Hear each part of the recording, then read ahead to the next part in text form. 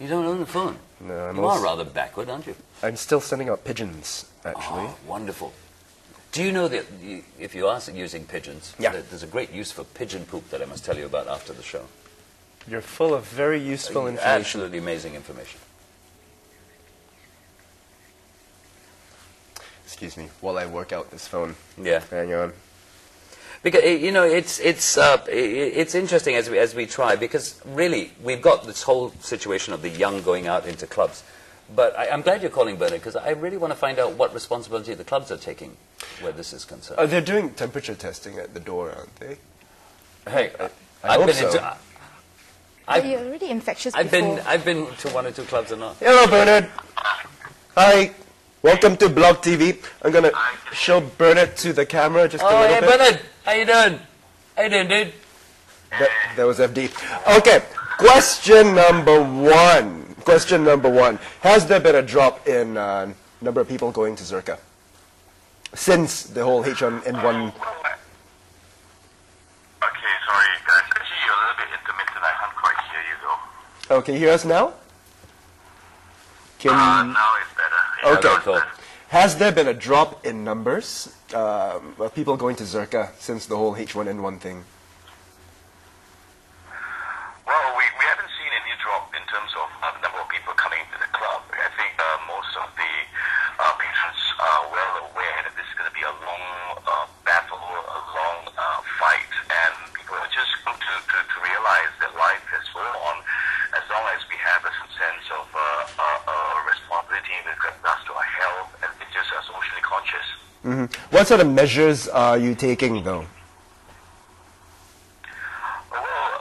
Presently the temperatures of each and every single patron that gets through the doors, and we've gotten very good feedback from our customers. In fact, the cooperation level is there. Everybody's very patient, waiting for the temperatures to be taken. I think that's certainly a good sign, and it also assures the patrons that come through the doors. Mm-hmm. Now, we're talking about social responsibility and whether it's a good idea to get, together in large numbers. And you guys have an MJ memorial tonight, right? Is that a good idea?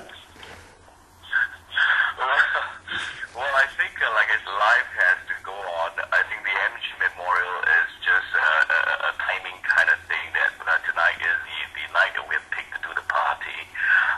And we're expecting a huge crowd, definitely. As long as the precautionary measures are taken and people feel safe entering the club, temperatures taken, I think it's going to be fine. Cool. Thanks, Bernard. Thanks for your time. So, Bernard's given us his feel from a Life Brand's perspective. Jenny, what do you think? People still gathering in clusters? Are young people just not taking this seriously? I think it's okay to gather in clusters, but the things that I think you must be aware that, even if, let's say, personal hygiene, and I can see a lot of young people, they're not, conscious of personal hygiene, they keep touching their face, even when they sneeze, they will touch their friends, and these are things, I think you just have to be more aware. Of course, but in discotheque, in clubs, it's quite close contact, right? Well, that's the thing as well. I see women applying their lip balm and everything without washing their hands, and it's like touching their faces. Why are you doing that? But are young people taking this seriously, though? Because you go to a club, then you buy a jug of something, and then you share the jug, and is that still going on? No, we don't share the jug. We have cups now. Oh, you have cups now. You guys are civilized now. Yes, civilized. But, okay. We not only have that. The other thing, of course, is people are still traveling. Right? I mean, they're traveling all over the world now, and it's so. Well, what difference does that make? I know someone who's still traveling. You do? She's a good friend of mine. Ah. I think you should call her. We should call her, shouldn't we? Okay, if I call her, we'll go on forever. We'll go on forever. She flew to Melbourne, right? Which has a lot of people with H1N1.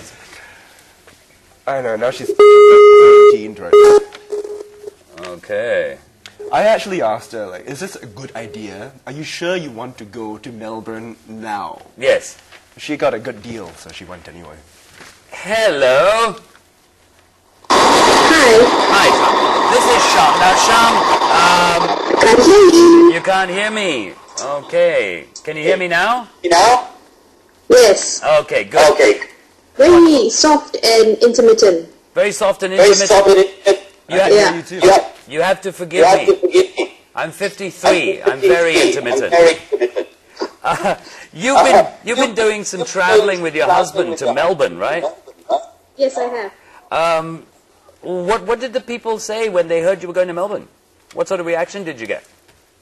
Very bad ones, actually. I think both our parents were quite concerned, and they actually asked us if we could postpone the trip or to, try and delay it or even not go for it and just waste the money on spend on the tickets. But we thought since we already bought it for a great deal, why not just go and enjoy? Because everybody else, like friends and even the shopkeepers we're talking to, because we're going shopping prior to the trip, they said, just go and have fun. So we did. But why Melbourne? I mean, at that point, Melbourne was the one place on the planet that had the most H1N1, cases. Yeah. You could have gone anywhere in the world. Why Melbourne?